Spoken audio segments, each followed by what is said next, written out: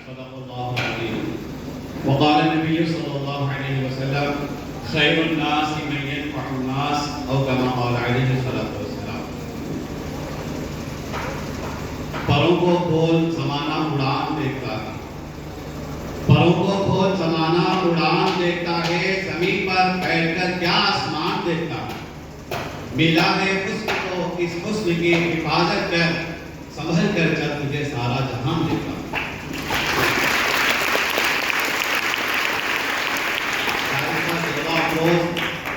تمام ہی معزز، ہم سب کے معزز تمام پرنسپلز، لیکچررز، ٹیچرز، علم دین و عصری علوم سے پیگر تمام ہی معزز حضرات کا یہاں آج ایک اجتماع ہوا ہے. آپ سبھی کی شان میں سلام عرض کرتا ہوں اور تمام ہی طلباء و طالبات اور جتنے بھی سامعین ہیں سب کو مبارکبادی بھی پیش کرتا ہوں کہ الحمدللہ بڑے فخر کے ساتھ اور بہت ہی خوشی کے ساتھ، مسرت کے ساتھ میں یہ بات کہہ سکتا ہوں کہ ان دو شخصیات کا کافی دیر سے یہاں ذکر خیر ہو رہا ہے. وہ میرے دو بھائی، وہ میرے دو ہمدرد، گویا کہ ان کی زندگی ہمارے نگاہوں میں ایسے حیا اظہر من الشمس ہے. انہی کے نام پر، انہی کی یاد میں یہ مکمل مہینے 1.5 مہینے سے شب و روز کی محنتوں کے بعد اس شہر بھینسہ کے اندر ایک میاس ٹیسٹ کے عنوان پر طلباء کے اندر بھی ان کی خوبیوں کو، صلاحیتوں کو اجاگر کرنے کے لیے اور اس میاس سبجیکٹ سے طلباء طالبات کے اندر اور مزید ترقیات کے لیے امتحان کو منعقد کیا گیا. میں پہلے تو سب تمام ہی مینجمنٹ جتنے بھی امتحان کو کامیاب بنانے میں ابتدا سے لے کر آج تک ذرا برابر بھی اگر تعاون کیا ہو، مالی ہو یا وقت دے کر اپنی صلاحیتوں سے، میں ان تمام ہی کا شکر ادا کرتا ہوں. اللہ آپ سبھی کو جزائے خیر عطا فرمائے.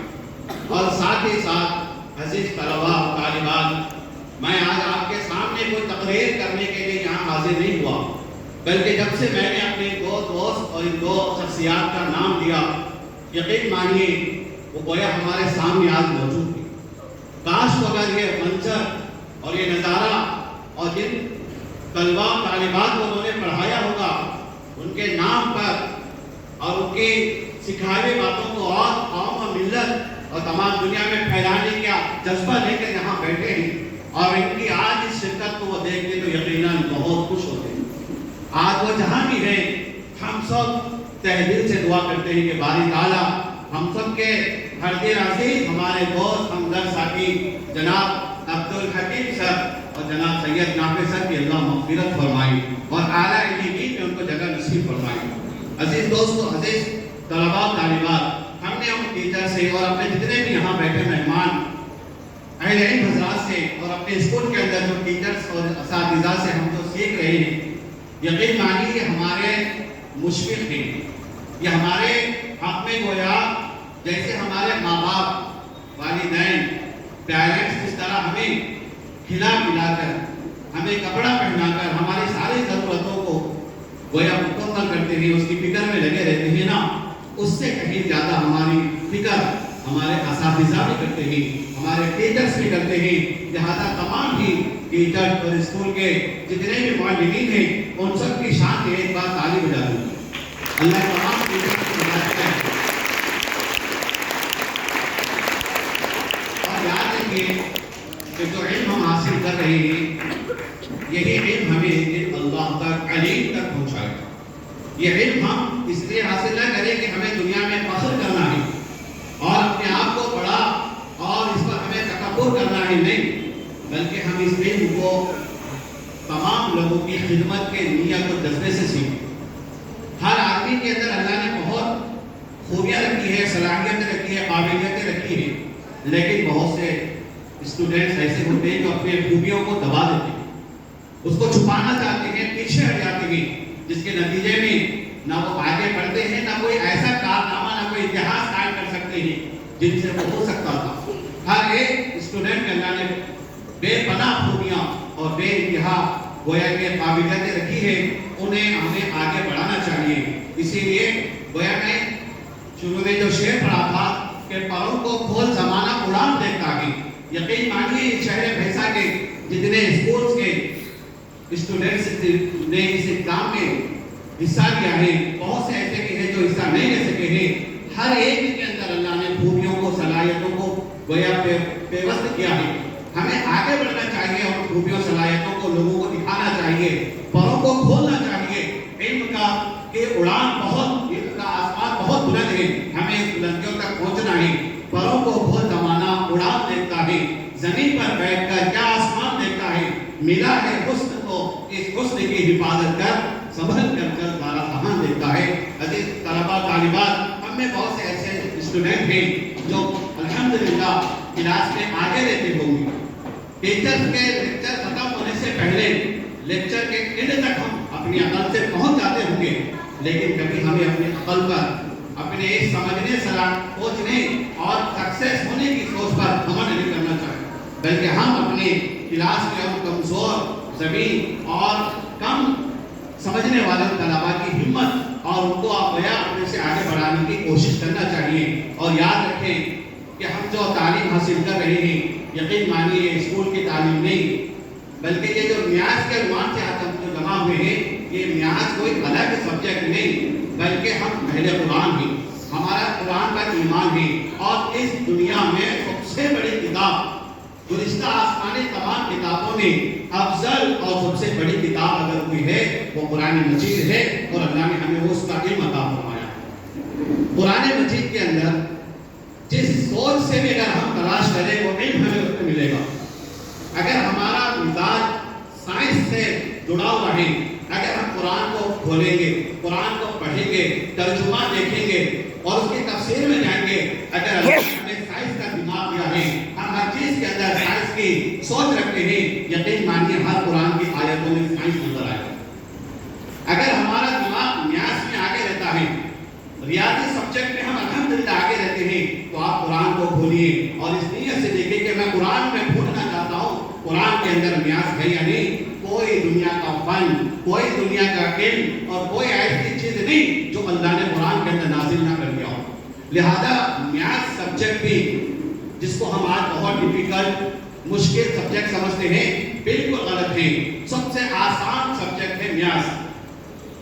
قرآن کے اندر اللہ نے کئی آیتوں کے اندر گویا نیاز سے متعلق، حساب سے متعلق اور گویا قرآن کے اندر اگر ہم ڈھونڈیں تو ہمیں نیاز جھلک جھلک کر نظر آئے گا۔ آپ کو پتا ہوگا ہم جو نمازیں پڑھتے ہیں روزانہ، کتنی پڑھ نمازیں؟ نیاز ہے نہیں پتہ، جس کو 1 2 3 بھی نہ آتا ہو، 5 ہی نہ سمجھ میں آئے تو اس کو 5 فرض نمازیں کا سمجھ میں آئے۔ آپ کو پتا ہے کہ رمضان کا 1 مہینہ، سال کے پورے 12 مہینوں میں 1 مہینہ اللہ نے ہمیں روزے رہنے کا حکم دیا۔ جس کو مہینوں کی گنتی نہ آتی ہو وہ بھلا رمضان کے روزوں کو کیسے سمجھ پائے گا؟ اوقات، وقت، دن، تاریخ، تمام علم اللہ نے قرآن کے اندر رکھا ہے۔ آپ کو ایک بات میں بتاتا ہوں، چلو زیادہ وقت نہیں لینا چاہتا ہوں میں آپ کا، کیونکہ یہاں ہم سب جانتے ہیں یہاں پر تقسیم انعامات کی تقریب ہے، اور ایسی تقریب میں سننا کم، دیکھنا زیادہ ہوتا ہے۔ سننے کی نیت سے بہت کم، اور وہاں اسٹیج پہ رکھے وہ انعامات پر سب کی نظر ہے۔ میں کافی دیر سے دیکھ رہا ہوں، میں سمجھ رہا تھا کہ ہمارے بڑے بڑے محترم کے سرپرست ان کی بلندیوں پہ پہنچے ہوئی بڑی بڑی شخصیات بیٹھی ہے۔ میں کافی دیر سے یہ سمجھ رہا تھا کہ وہ آئے ہوئے مہمان کو بڑے ہی طلب و جستجو سے دیکھ رہے ہیں۔ پھر بعد میں نے سوچا کہ شاید ہم تو پیچھے بیٹھے ہوئے ہیں، ہمارے اور آپ کے درمیان انعامات رکھے ہوئے، ہو سکتا ہے انعامات کو دیکھ رہے ہیں۔ خیر میرا یہ گمان غلط بھی ہو سکتا ہے، آپ قدردان ہیں، اللہ کرے کہ آپ کو اور ترقیوں سے مالا مال فرمائیں۔ 2-4 باتیں آپ کے سامنے عرض کر کے میں اپنی جگہ لوں گا۔ یاد رکھیں قرآن مجید کے اندر اللہ تعالیٰ نے جتنی باتیں بتائی ہیں نا، اولو العلم، اولو الالباب، عقل مند، دانشور اور ذہن رکھنے والوں کے لیے بہت کچھ ہے۔ آپ تحقیق کریں قرآن مجید کے اندر اللہ تعالیٰ نے اپوزٹ ورڈز، جیسے ہر چیز کی ضد ہوتی نا، جیسے دن کا اپوزٹ کیا ہوتا ہے؟ رات ہوتی ہے، کالے کا اپوزٹ سفید ہوتا ہے۔ تو مجید کے اندر بیان فرمائی ہے. آپ دیکھیں قرآن مجید کے اندر اللہ تعالیٰ نے زندگی کا موت کا بھی ذکر کیا ہے. اللہ تعالیٰ نے قرآن مجید کے اندر شیطان کا بھی اور اس کا اپوزٹ ملائکہ فرشتوں کا بھی اللہ نے ذکر کیا اور اسی طرح نفع اور نقصان کا بھی اللہ نے ذکر کیا. تو آپ اس بات کو دیکھیے کہ کیسے اللہ نے قرآن مجید کے اندر کیسا اللہ نے تناسب کو برقرار رکھا. قرآن مجید کے اندر اللہ تعالیٰ نے دنیا کا بھی ذکر کیا تو اس کو 115 مرتبہ آیا. مکمل قرآن مجید کے اندر دنیا کا تذکرہ پورا 115 بار آیا ہے. تو اس کا صرف آخرت ہے اس کا بھی تذکرہ 115 بار آیا ہے. شیطان کا تذکرہ 88 مرتبہ 88 مرتبہ آیا ہے. تو ملائکہ کا بھی تذکرہ 88 مرتبہ آیا ہے. نفع کا ذکر بھی اللہ تعالیٰ نے قرآن مجید کے اندر تقریباً 50 بار کیا ہے. تو نقصان فساد شر کا بھی تذکرہ اللہ تعالیٰ نے 50 مرتبہ کیا ہے. اور ایک علمی بات آپ کے سامنے رکھوں گا کہ اللہ تعالیٰ نے دن کا اور رات کا جو ذکر ہے یہ بھی کیسے بہترین اسلوب سے بیان کیا کہ قرآن مجید میں 2 لفظ ہے. شہر جو مہینے کو کہتے ہیں اور یوم دن کو کہتے ہیں. شہر کے معنی مہینہ اور آپ کو پتا ہے کہ پورے قرآن مجید کے اندر لفظ شہر جو مہینے کا مہینہ ہے معنی اس کا 12 مرتبہ آیا. سال میں کتنے مہینے ہوتے ہیں؟ 12 مہینے. اور اللہ نے لفظ شہر کو بھی ترتیباً 12 بار ذکر کیا. اور لفظ یوم کو اللہ تعالیٰ نے 360 مرتبہ بیان کیا ہے. اور اسلامی مہینوں کے حساب سے گویا 360 ایام ہوتے ہیں. یعنی گویا قرآن صرف خالی نماز روزہ زکات کا علم دینے والی کتاب نہیں ہے بلکہ ہمیں قرآن سے جڑنا چاہیے, قرآن سے رابطہ رکھنا چاہیے. جو قرآن سمجھے گا, حساب سمجھے گا, ریاض سمجھے گا, سائنس سمجھے گا, اور جو قرآن نہیں سمجھے گا گویا کہ وہ سارے علم سے کمزور ہو سکتا ہے. میں تمام ان طلباء کی ہمت افزائی کو اور ان کے شوق و ذوق کو دیکھ کر بہت خوش ہوا. الحمدللہ اللہ پاک آپ سبھی کو جزائے خیر دے. اور جنہوں نے جن اساتذہ نے اس ایگزام کو مینیج کیا, اس کا جو آغاز کیا, اللہ تعالیٰ سب کو جزائے خیر دے. انشاءاللہ میں اپنی چند کلمات کے ساتھ ہی اپنے تمام دوست اور تمام اپنے مرحوم دوستوں کے حق میں دعائیں مغفرت کرتا ہوں. اللہ پاک ان کی مغفرت فرمائے. السلام علیکم ورحمۃ اللہ.